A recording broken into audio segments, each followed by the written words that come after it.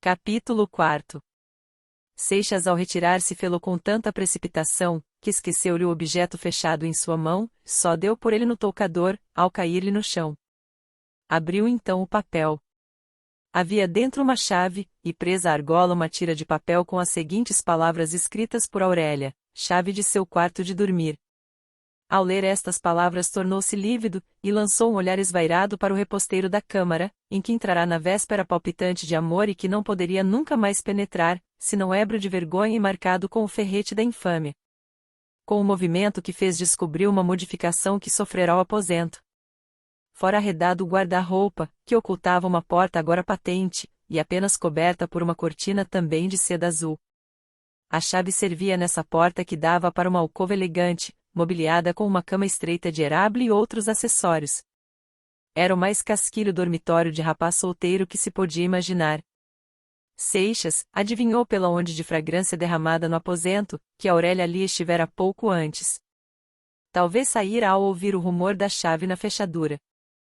Meu Deus! Exclamou o mancebo comprimindo o crânio entre as palmas das mãos. Que me quer esta mulher?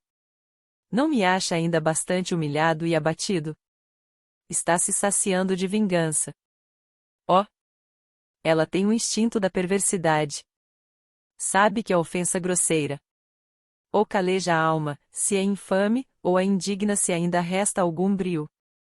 Mas esse insulto cortês cheio de atenção e delicadezas, que são outros tantos escárnios, essa ostentação de generosidade com que a todo momento se está cevando o mais soberano desprezo. Flagelação cruel infligida no meio dos sorrisos e com distinção que o mundo inveja, como este, é que não há outro suplício para a alma que se não perdeu de todo. Porque não sou eu o que ela pensa, um mísero abandonado da honra, e dos nobres estímulos de homem de bem? Acharia então com quem lutar. Seixas vergou a cabeça ao peso dessa reflexão. A força da resignação, essa porém hei de tê-la. Não me abandonará, por mais cruel que seja a provação. Os dias seguintes, essa fase nascente da lua de mel, passaram como o primeiro. Entraram então os noivos na outra fase, em que o enlevo de se possuírem já permite, sobretudo ao homem, tornar às ocupações habituais. No quinto dia Seixas apresentou-se na repartição, onde foi muito festejado por suas prosperidades. Tomaram os companheiros aquele pronto comparecimento por mera visita. Se quando pobre, sua frequência somente se fazia sentir no livro do ponto, agora que estava rico ou quase milionário, com certeza deixaria o emprego ou quando muito conservaria honorariamente, como certos enxertos das secretarias. Grande foi pois a surpresa que produziu a assiduidade de Seixas na repartição. Entrava pontualmente às 9 horas da manhã e saía às 3 da tarde, todo esse tempo dedicava-o ao trabalho, apesar das contínuas tentações dos companheiros, não consumia como costumava outrora a maior parte dele na palestra e no fumatório. Olha, Seixas, que isto é meio de vida e não de morte. Dizia-lhe um camarada repetindo pela 20ª vez esta banalidade. Vivi muitos anos à custa do Estado, meu amigo, é justo que também ele viva um tanto à minha custa. Outra mudança notava-se em Seixas. Era a gravidade que, sem desvanecer a afabilidade de suas maneiras sempre distintas, imprimia-lhe mais nobreza e elevação. Ainda seus lábios se ornavam de um sorriso frequente, mas esse trazia o reflexo da meditação e não era como dantes um cestro de galanteria. O casamento é geralmente considerado como a iniciação do mancebo na realidade da vida. Ele prepara a família, a maior e mais séria de todas as responsabilidades. Atualmente esse ato solene tem perdido muito de sua importância, e indivíduo a que se casa com a mesma consciência e serenidade, com que o viajante aposenta-se em uma hospedaria. Por isso estranhavam os colegas de Seixas aqueles modos tão diversos dos que tinha antes, em solteiro, e não concebendo que o casamento mudasse repentinamente a natureza do homem, atribuíam a transformação à riqueza, e à modéstia chamar impostura. Para chegar em tempo à repartição, tinha Seixas de almoçar mais cedo e só, o que poupava-lhe, e também a Aurélia, cerca de meia hora de suplício, que ambos se infligiam um ao outro com sua presença. Está muito assíduo agora à repartição? Disse um dia a moça ao marido. Pretende algum acesso? Seixas deixou cair o remoque e respondeu francamente. É verdade, há uma vaga, e desejo obter a preferência. Que ordenado tem esse emprego? 4.800 cruzeiros. Precisa disso? Preciso. Aurélia soltou uma risada argentina, quanto uma e venenosa. Pois então seja antes meu empregado, asseguro-lhe o acesso. Já sou seu marido, respondeu Seixas com uma calma heróica. A moça continuou a gorjear o seu riso sarcástico, mas voltou as costas ao marido e afastou-se. Seixas ia a pé tomar em caminho a gôndola, cujo ponto ficava distante da repartição. Uma vez a mulher o interpelou acerca disso. Por que não servisse do carro quando sai? Prefiro o exercício a pé. É mais higiênico, faz-me bem ao corpo e ao espírito. É pena que não tivesse feito seus estudos de higiene quando solteiro. Não imagina quanto lamento. Mas sempre é tempo de aprender, e nestes poucos dias tenho aproveitado e muito. A mim parece que desaprendeu. Naquele tempo sabia que eu era rica, muito rica, hoje tem-me na conta de uma mulher, cujo marido anda de gôndola. Fernando mordeu os beiços. A riqueza também tem sua decência. Casou-se com uma milionária, é preciso sujeitar-se ao ônus da posição. Os pobres pensam que só temos gozos e delícias, e mal sabem a servidão que nos impõe esta gleba dourada. Incomoda-lhe andar de carro? E a mim não me tortura este luxo que me cerca? Há cilício de clina que se compare a estes cilícios de tule e seda que eu sou obrigada a trazer sobre as carnes, e que me estão rebaixando a todo instante, porque me lembra, que aos olhos deste mundo, eu, a minha pessoa, a minha alma, vale menos do que esses trapos. As últimas palavras pareciam escapar-se dos lábios da moça rorejadas de lágrimas. Seixas, esquecendo a pungente alusão que sofrera pouco antes, fitou-a com olhos compassivos, mas ela já recobrara o tom de agressiva ironia. Assim o mundo achará em mim a sua criatura, a mulher, que festeja e enche de adorações. Eu serei para ele o que ele me fez.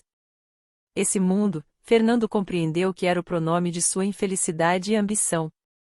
Restituído à realidade de sua posição de que o ia arrancando súbita comoção, disse: Pensa então que a decência de sua casa exige que seu marido ande de carro?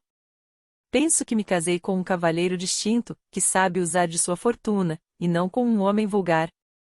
Tem razão. Reclama o que lhe pertence, e eu seria um velhaco se lhe recusasse o que adquiriu com tão bom direito. A chegada de Dona Firmina interrompeu este diálogo. De volta da repartição, encontrava Seixas a mulher na saleta, se ela estava só, cortejavam-se apenas, trocavam algumas palavras a esmo, depois do que recolhiam-se cada um a seu aposento e preparavam-se para o jantar. Se havia alguém com Aurélia, Seixas passava-lhe a mão pela cintura e roçava um beijo hirto por aquela face aveludada que se crispava ao seu hálito frio. Depois do jantar vinha o passeio ao jardim. Era nessa ocasião, quando escondidos pela folhagem, os supunham na troca de ternuras, que Aurélia crivava o marido de epigramas e motejos.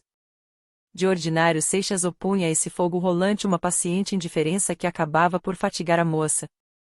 Alguma vez, porém, acontecia retribuir Seixas o sarcasmo, o que irritava o ânimo já acerbo de Aurélia, cuja palavra tornava-se então de uma causticidade implacável.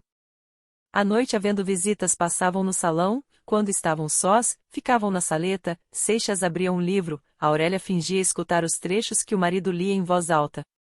Outras noites improvisava-se um jogo, em que tomava parte Dona Firmina, e cuja fútil monotonia matava as horas. Tinham perto de um mês de casados, durante esse tempo, vendo-se e falando-se todos os dias, não acontecerá uma só vez pronunciarem o nome um do outro. Usavam do verbo na terceira pessoa, e respeitavam entre si esse anônimo tácito, sublinhando a palavra. Com um gesto. Uma ocasião, estava a sala cheia de gente. Aurélia dirigiu-se ao marido quando este estava de pé, a pequena distância, conversava com várias pessoas. Não respondeu Seixas, ela quis aproximar-se para chamar-lhe a atenção, mas cercavam-nos amigos. Fernando. Disse então, fazendo um supremo esforço. Seixas voltou-se atônito, e encontrou nos lábios da mulher um sorriso que saturava de fel a doçura daquela voz. Chamou-me para acompanhar Dona Margarida, que se retira. A mudança que se havia operado na pessoa de Seixas depois do casamento, fez-se igualmente sentir em sua elegância. Não variou-se a fina distinção de suas maneiras e o apuro do traje, mas a faceirice que outrora cintilava nele, essa desvanecera-se. Sua roupa tinha o mesmo corte irrepreensível, mas já não afetava os requintes da moda, a fazenda era superior, porém de cores modestas. Já não se viam em seu vestuário os vivos matizes e a artística combinação de cores. Aurélia notou não só essa alteração que dava um tom varonil à elegância de Seixas, como outra particularidade, que ainda mais excitou-lhe a observação. Dos objetos que faziam parte do enxoval por ela oferecido, não se lembrava de ter visto um só usado pelo marido. Ao mesmo tempo a chocalice ignorada por ela e que se prendia a outra. Ordenava ela à mucama que distribuísse pelas outras uns enfeites e vestidos já usados. Sim, é muito esperdiçada. Observou a mucama com a liberdade que as escravas prediletas costumam tomar. Não sabe poupar como o senhor que traz tudo fechado, até o sabonete.